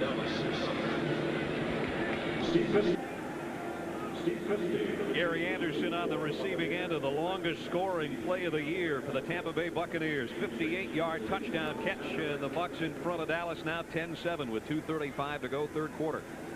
Steve Christie set to kick it away. James Dixon and Alexander Wright are deep for Dallas. Dixon a yard deep. Got the outside. And he's out near the 27-yard line where Ricky Reynolds ran him out. What a day Gary Anderson has had, Dan. We talked about, the touch situation, how many times he touches the ball. Look what he's done rushing. 70 yards on 14 attempts and receiving 82 yards on only 2 receptions. Of course, one of those was when he just took in for the touchdown. Well, he certainly hasn't hurt his numbers as far as total yards on the day. And what really helps him in the slipstream is that ponytail that he wears. That's his extra turbo, I think. When you see him go into that extra gear. He's about to become a daddy again sometime later this month. Here's a pitch. Highsmith cuts it back. Picked up 2 or 3. Mark Robinson stayed home to make the tackle. It's interesting when we were talking to Alonzo Highsmith. He said when he came in from Houston, people were doubting whether or not he was healthy because he had his knee scoped a couple of times, and he said the reason why was because the first time they went in, the knee got infected, and he had to go into the hospital for a month in February. So he went down to 214 from 240, and he's been working himself back. Jimmy Johnson told us he called Alonzo before they made the trade and said, hey, how are you doing? I know you'll be straight with me. And he said, I'm going to be okay, Coach. He picked up 3 there at 2nd and 7. Aikman, plenty of time. McKinnon, first down near the 46. And Dennis McKinnon having a good day. 16-yard pickup. Dennis McKinnon will run slants very well. All of his patterns, he's a technician on that. The one thing that Tampa Bay defensively should watch out for with a guy like Dennis McKinnon is he's going to give you that post corner move, something where he's going to fake you out, he's going to set you up, and then he's going to try to go deep on you. And he has the legitimate speed to go that way. He's made some comments in the press in the last couple of weeks about not getting the ball enough. But it seemed to us when talking to Jimmy Johnson, he was just saying, hey, I want guys to want the football. It's no problem. Play fake. And Aikman hit as he throws. Incomplete. May have been Broderick Thomas again that forced that wobbly pass. Oh, there was no doubt. It was Broderick Thomas. He's a greedy man, too. He's looking for a 4th sack today. And look at him. Oh, gee, I almost had him. Watch him on the left side of your screen. 51, Broderick Thomas working against Jay Novacek, the tight end. And he just gets into Troy Aikman just as he's coming through with the football and trying to deliver it. Broderick Thomas, who last year played very little after being a #1 draft choice, but Ray Perkins said he almost ran the offseason workout program, but he said he has turned himself around 360 degrees. Inside, quick draw to Smith, and he gets it to the midfield stripe. And let's go to New York for an update on the 49ers and the Oilers. Here's Greg Gumbel. All right, Brad, big doings in Houston. Watch Joe Montana with all kinds of time You don't give that man that much time. John Taylor on the receiving end. By the time it winds up, 78 yards and a touchdown, and the 49ers go into a 14-14 tie with the Oilers. Back to Dallas, Brad and Dan. All right, guys, that's why they're world champs, huh? Anytime you give Joe Montana more than about 4 seconds, you're in trouble. 3rd down and 6 for the Cowboys right at midfield. Aikman's going to take off. I don't know if it was a design quarterback draw, but it's got the Cowboys a 1st down. It was designed in a sense that it was designed to keep Troy Aikman healthy, because he looked around on that corner again, and guess who he saw coming at him? It was number 51, Broderick Thomas, bringing some heat. I think we got to nickname him Microwave, instant heat. Well, the Cowboys will keep the football and keep the drive alive, and that'll go into the 4th quarter.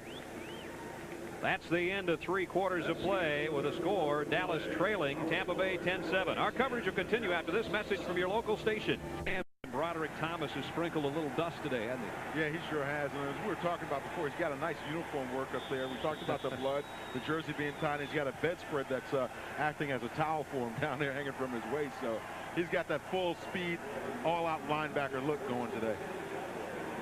Troy Aikman and the Cowboys 1st down at the Tampa Bay 44. Play fake, a great one. Tommy Agee.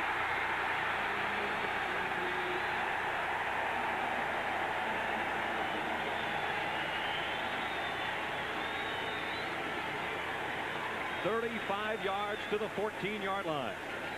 When we talked to Troy Aikman before the game, he said one of the things that's really nice now is he's seeing the field better, and he's also very good at play-action fakes. And you saw him there come out, fake the defense out, and just lob the ball out to Agee. That's maturity in a quarterback. He's starting to do all the small things well now. Cowboys in business here early in the 4th quarter, trailing 10-7. 1st down at the Bucs 14. Emmitt Smith. Touchdown.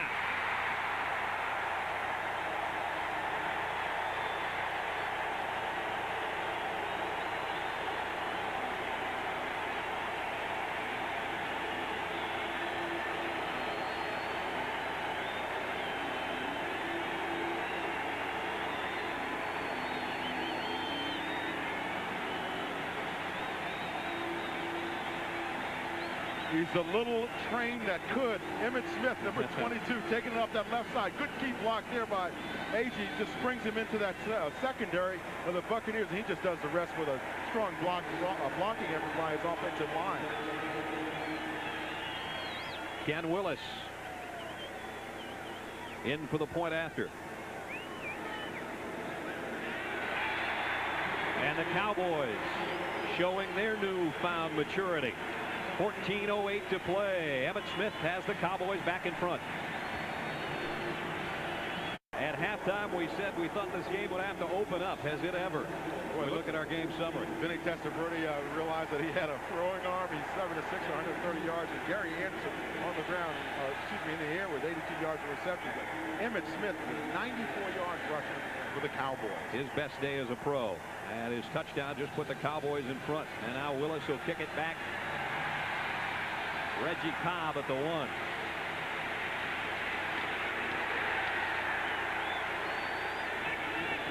And the Cowboys special teams are involved now. Cowboys riding high emotionally now in this game. They've come back in the football game and gotten back in front of Tampa Bay.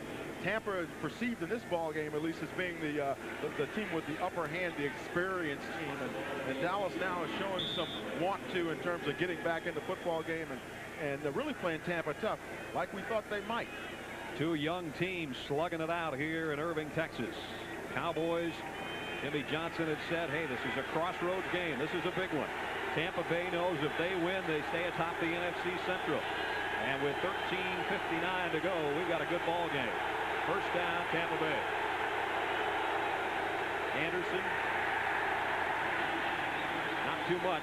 Noonan and Jeffcoat are there. Maybe got a couple on that carry. Over 60,000 here at Texas Stadium today. Brad, when you're down on that field, too, this is Texas Stadium. This is Dallas Cowboys Stadium. It means something when you come in here and you're playing these guys. It means something when you wear that uniform of the Dallas Cowboys. It's a special feeling.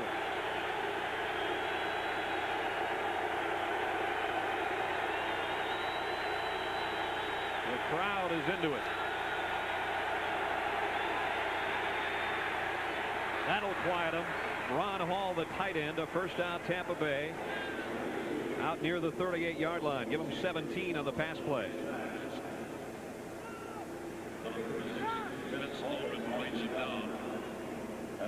And now you can hear a pin drop in here. They'll get it cranked up again, though. You know that. We used to have the same when we came down here. You know, they had these stars around the side of the field, all the way around the rim of the field. They said, hey, look, don't get dogged. Don't get run to the stars.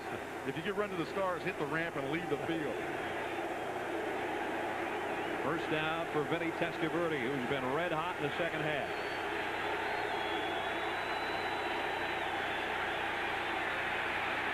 On the bootleg, throws it away.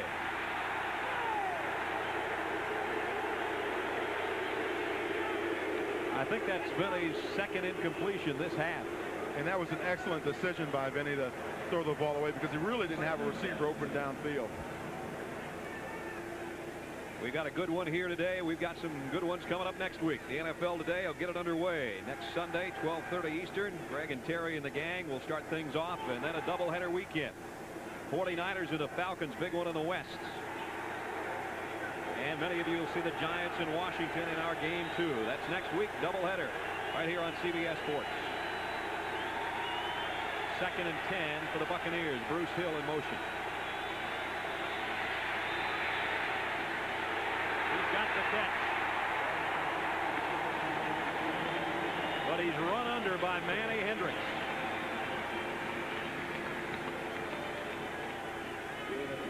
You know, one of the things I want to talk about is this Dallas defensive line. On the right side of your screen, the left side, excuse me, they're going to run a twist. One of the problems that this young defensive line has for Dallas is when they run their twist, they're standing up. So the offensive linemen say, hey, look, this is just like a dummy drill at practice. Perfect. Stand right there, hit you in the chest, and you won't touch my quarterback. They've got to get lower and dip those shoulders when they go into the offensive line. They'll be coming after Vinny Testaverde now. 3rd down at 6 from the shotgun.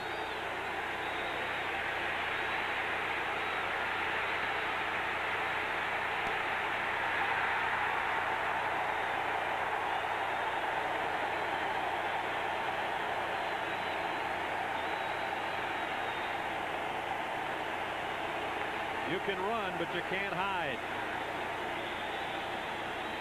Jimmy Jones, Danny Stubbs, big pressure there. Jim Jeffcoat right away flushes him. Jones chases him down. That's Tolbert, 92. Vinny saying, how many defensive linemen do they have on the field right now? And then he runs into Bubba Grimes, who's over there trying to help out a little bit. Stuck in the Miami Vice again, huh? Stubbs and Johnson, 2 former Hurricane players, converge on their old teammate Testaverde again, and almost a blocked punt for the Cowboys. Rod Harris from the 19. And he lost the ball. They're going to blow it dead. There were helmets flying and footballs flying after a 51-yard punt. Odie Harris was the key guy down there. He came in, just lowered his head, and boom, took him out, took his feet out. Watch Odie Harris, number 20. His return is on, and watch Harris come flying in here. That's playing special teams right there.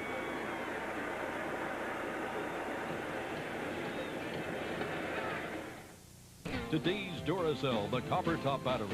And by America's favorite light beer, Miller Lite, the sole sponsor of the NFL Player of the Year Award. Emmitt Smith on first down. Picks up a couple of yards, and we've got an injured Tampa Bay player. Maybe Reuben Davis slow to get up. He had some shoulder problems coming into this game. Suffered in the win over the Vikings last week, and there he is. You can see he's a little dinged up, and he's coming off. He said he couldn't wait to get down here on this field here at Texas Stadium because his mom was a big Cowboys fan, and he was, and when he was growing up, and he knew it was going to be kind of special coming in here. And so far, he's been pretty active for the Buccaneers staying that defensive line. 2nd down and long for the Cowboys. They are in front, 14-10. Incomplete. Intended for Tommy Agee. Keith McCants in on that play. Expect to see this Tampa Bay defense now. Ray Perkins said he's not a blitzing coach, but expect to see them to get a little bit more aggressive right now. They got to make a statement, I think, on this stand of plays. They've got to start sending those linebackers like McCants and just turn them loose a little bit, maybe, and Broderick Thomas, and see if they can get after the quarterback. McCants forced that incompletion, and it brings up 3rd down and 8 for Dallas. It's a long 8, too.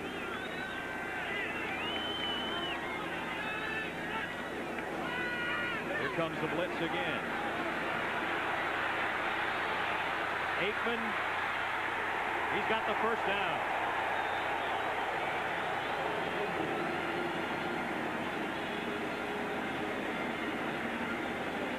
When you ask some of these players how fast they are like a quarterback, you should ask them 2 speeds. One when you're just running, and the other one when somebody like Broderick Thomas is after you, because Troy Aikman right there looks like he's ready for the Olympics. Mark Tuinei blocking Broderick Thomas there, gets inside. See those hands up inside? That's where you can hold legally right up in there. Good technique that time by Mark Tuinei. And just that extra split second gave Aikman the corner. 1st down, Cowboys. At their own 35. Agee, a couple of tough yards inside. Jim Scow, the first one there, and he got help from his friends, and the clock's worked its way under the 10-minute mark. 9:42 to go. Right, when we talked to Jim Scow the other day, we said, what do you bring to this team? And he says, well, lack of size and lack of strength. That's what everybody says about him. But when he first walked into the room, I said, you know, you look like an accountant. He says, that's what I studied at Nebraska. He wouldn't tell us how much he really weighs, because quite frankly, I don't buy what's listed on the program for Jim Scow. They've got him at 250. I said, what do you weigh? About 238. And he got a big grin on his face as if I was close. Yeah, defensive lineman. The guy has a trash collection business back in Omaha. Perfect, right? Yeah. 5th year out of Nebraska. Played on the same line as Danny Noonan of the Cowboys, and Broderick Thomas, who we've talked of so much today, also former Nebraska Cornhusker. Aikman in trouble. Smith on the screen.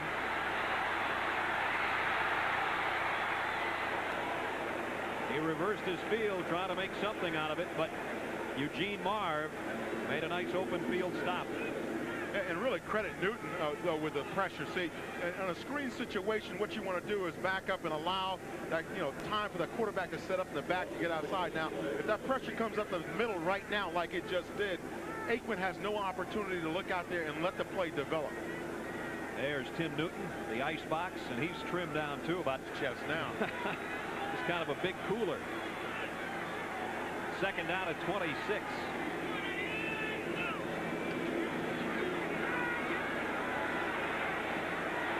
Kelvin Martin back out to the 30. Odie Harris made the stop. Kelvin Martin tough for his size. Kelvin Martin is a guy who last year Dallas really depended on a great deal, and when he went down with an injury, it really hurt them offensively, but he's coming back very strong, as well as Michael Irvin. And as we said earlier, Jimmy Johnson said both of them look like they're right on schedule, a little bit ahead of where they were even last year. Kelvin Martin was on a pace last year to catch over 60 passes, and he's on that same type of pace with 5 grabs today. Still 3rd and long for Aikman and company. Here comes the blitz. Martin. Not enough for the 1st down, though. Eric Everett, the nickelback, made the stop. The Cowboys will have to kick it away with 7 minutes, 20 seconds, and the clock running. But that was a critical situation for Dallas. You want to keep the drive going and burn up more of the clock. As you said, it's just over 7 minutes left to go in the game. Tampa Bay offensively now, if they want to get back in this game and win it, this is when they start showing it. Willie Drury back, awaiting the kick of Mike Saxon. Cowboys with a 14-10 lead, but Tampa Bay will have it back on offense here in a moment. Drury from the 17. Nifty return. He got about 10 on the return. Jack Del Rio made the stop on the punt team for Dallas. 6:46 to play. Cowboys in front. 6:46 to play. Tampa Bay trailing by 4, and Ray Perkins' team was kind of backed up against the Vikings last week, and they came back to win to put themselves in first place. Can they stay there? Well, this is the thing. On a drive like this is when you know whether or not you belong up at the top of the NFC Central Division, because now it's a little bit of a character check for your club. Offensive line, when you get in the huddle, you start looking around and you see who really wants to do this thing. The Bucs 2 games over 500 and in first place for the first time since '81. They want to stay there. Testaverde to Hill. He broke a tackle. And got about 16 in a first down, Tampa Bay. It's a mindset that you get into it. You see Tampa, they're not panicking right now. They're very calm about it. Play action up front. Line does a nice job of selling the play action, and Vinny delivers the ball on time. Last week, that's how they won the game against Minnesota. Same kind of effort here. Very smooth so far in this drive. Bruce Hill was the main ingredient on the drive that won it last week with a long catch and then an 11-yard touchdown. And he got the first down there out to the 44.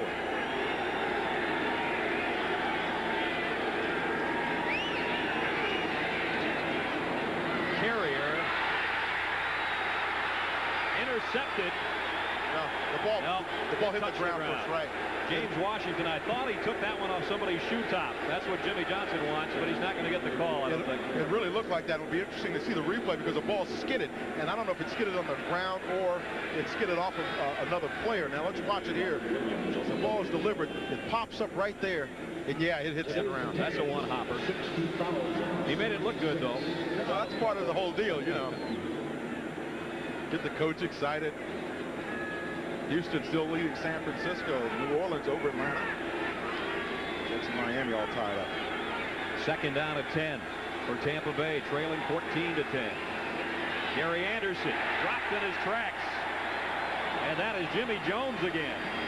And the third-round draft choice out of Miami is having himself a day. You know, it was interesting when Jimmy Johnson said that we need an impact guy, a dominating defensive lineman. Jimmy Jones may very well be that guy, but you had to figure that the Cowboys had to get a guy named Jimmy Jones with Jerry Jones owning the team and Jimmy Johnson coaching it. You knew that had to happen just to mess with all the broadcasters. He's gotten in on a couple of sacks and drops Gary Anderson for no gain there. Third down and 10 for Tampa Bay. They've got to have it from the shotgun.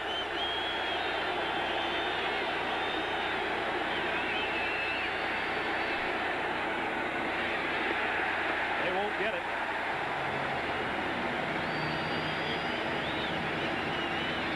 Gary Anderson comes up 4 yards shy, and Tampa Bay will have to punt.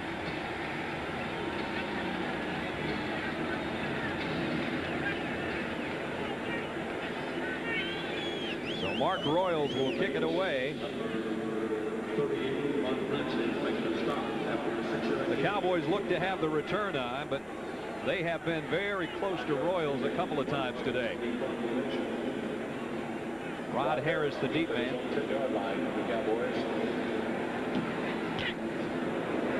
High kick.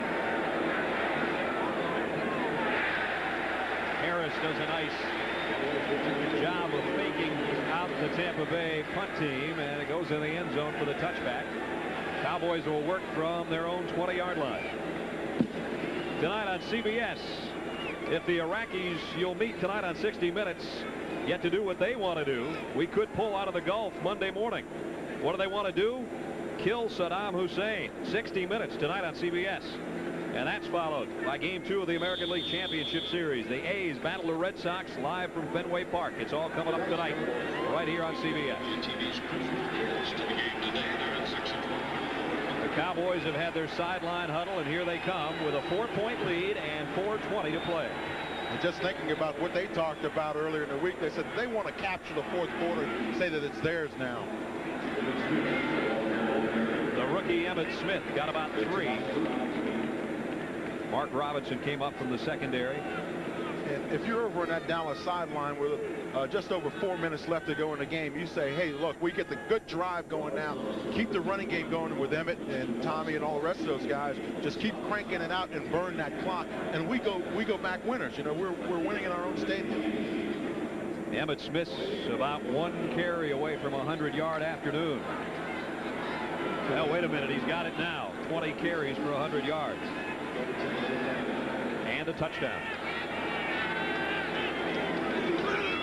Play action. Tommy Agee.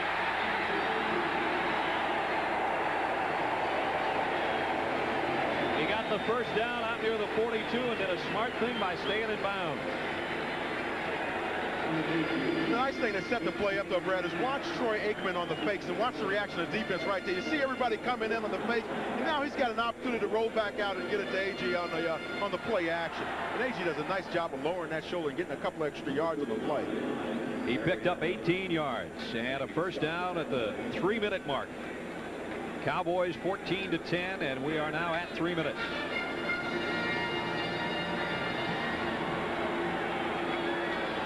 Expect to see more of Agee and Smith now. Evan Smith.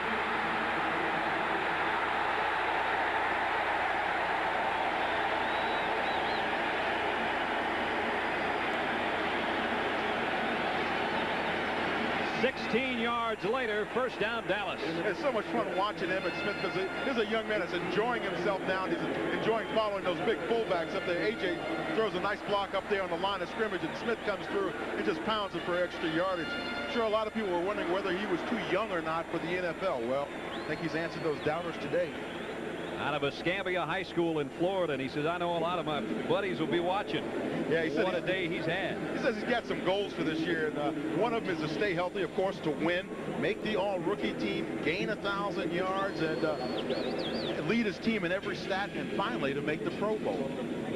Nothing like putting together a list of goals. Yeah, talking about a wish list. Well, you know, hey, those things are not out of reach if he continues to run the football like this. He gets good blocking up front, outstanding block. Crawford Curry there threw a nice little crush block. He's from Clearwater, Florida, helping out another Florida guy, Emmitt Smith. First time Dallas has had a 100-yard rusher since Paul Palmer early last season. And right there, number 22 is the man of the hour here in Irving, Texas. 2:29 to play. Cowboy first down at the Tampa Bay 42.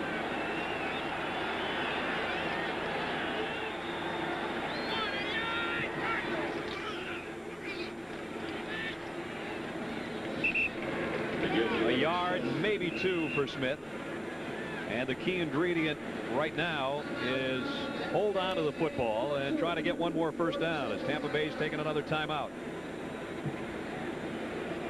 Don't forget, we have got baseball tonight on CBS. The A's and the Red Sox, game 2 in the ALCS, and Oakland up 1-0 after their big inning last night and a big victory.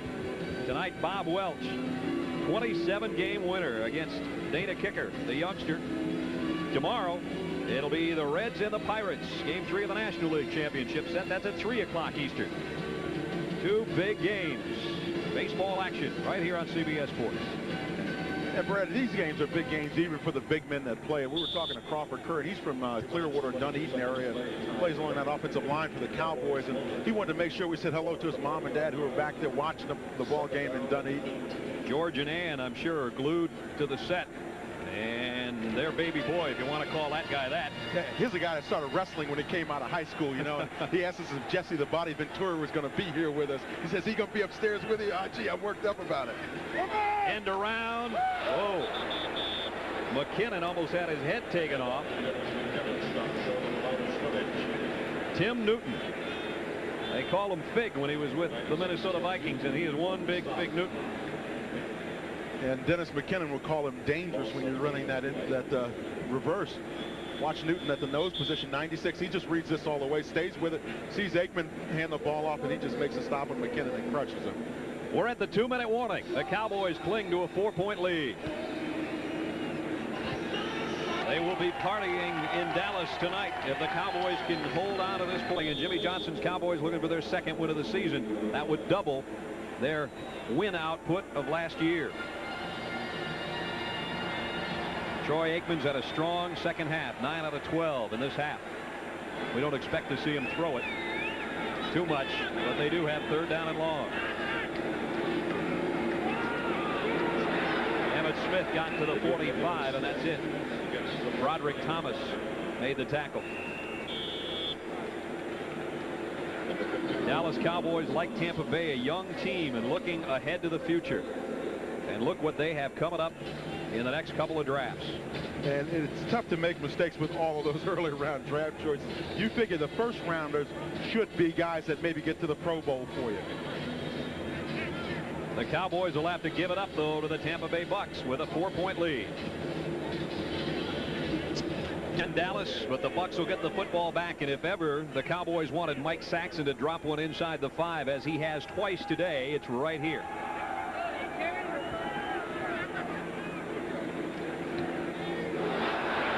He shanked this one, but he might get a good roll. It goes out near the 15-yard line. It's not often that you're happy as a punter to shank it, but I'm sure he was in that situation. Some close games going on around the NFL today. San Francisco looking like they might get surprised down there in Houston. The tie game in the NFC Central, a couple of clubs with only one win. Pittsburgh's had a whole season worth of scoring today. I guess Bubby Brister finally figured out that offense. Throw it to the wide receivers and the tight ends and not to the guys in the other jerseys. Would be okay. Well, the crowd coming into it for the Dallas defense. Gary Anderson. Out near the 21 where Bill Bates put him down. And now Tampa Bay will hurry it up here with 1:30 to play at Texas Stadium. The Cowboys lead the Bucks, but this is the spot Tampa Bay found itself in a week ago, and they were able to come back and beat the Vikings. Vinny Testaverde, that might be a first down catch for John Harvey. I think he's got it. They may have to take a look. One of the things you want is one big play in there, one big pass play that gets you downfield very quickly. That is a first down. They move the sticks. High snap.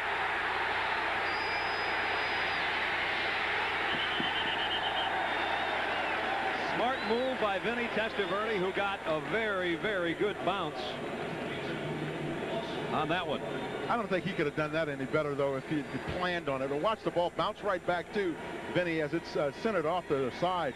And he just very calmly picks it up and realizes he doesn't have anything downfield and takes it on out of bounds. Boy, that's really being very confident in yourself back there. A lot of people would panic with those folks bearing down on you. The Bucks are out of timeouts. They need a touchdown, and they are 78 yards away right now.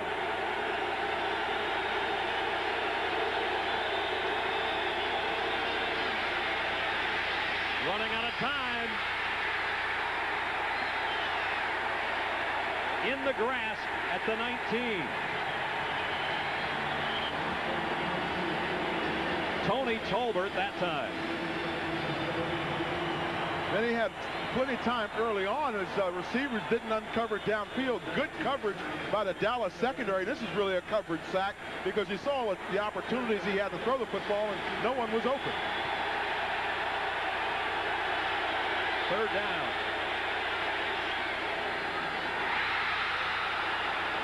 Isaac Holt could have ended things right there, but he couldn't hold on, and the Bucks will have one more play. I wonder how long will this Dallas secondary go without picking off another ball.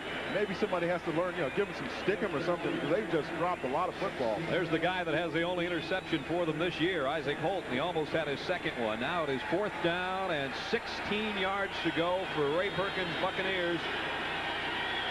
And this is the last chance.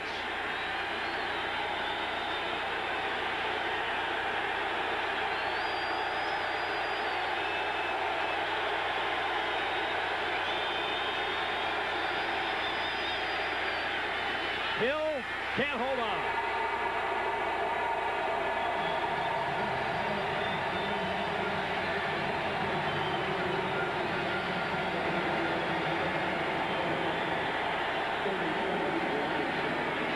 Vince Albritton, who went to high school with MC Hammer, just said to Bruce Hill, "You can't touch this."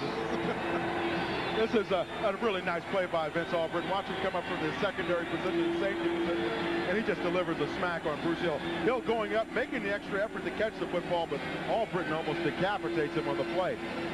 Once again, here's another look at it. Vince Albritton had 16 tackles last week and said he enjoys making tackles. I think he enjoys going after receivers even more. The Cowboys are going to win number 2. Tampa Bay can't stop the clock. Troy Aikman takes it to one knee.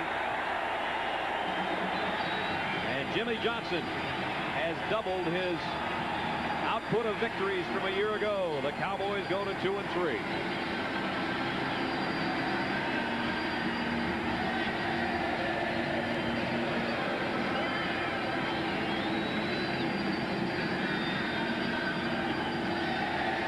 Troy Aikman with a strong second half, and the Cowboys win it.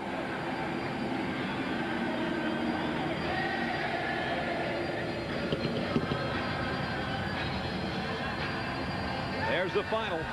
The Dallas Cowboys upend the Tampa Bay Buccaneers. And the only NFC East team that had to play this week wins this week. So the Central Division of the NFC shaken up a bit now, as the Bears, who are playing Green Bay today, that game starting in about 20 minutes or so, for the time being have the top spot in the division. And Tampa Bay will fall, at least momentarily, into second place. The NFC East, we mentioned, the rest of the division idle, but the Cowboys with a 5th place schedule won't have a weekend off until December. But hey, they're back in the hunt, Dan. And really, you don't want that weekend off now. You're playing pretty well, you know, and things are starting to come together for you if you're looking at Dallas. And you want to continue on now and continue to show improvement from week to week. And they go into Phoenix next week, and quite naturally, they feel that they have a real opportunity there to show Phoenix that they made a couple of mistakes as well. Troy Aikman, another strong showing, his second good outing in a row, and Emmitt Smith over the 100-yard mark. And the Dallas Cowboys with 2 touchdowns today, and that's all they needed. Final here from Irving, Texas. 14-10, the Cowboys win it.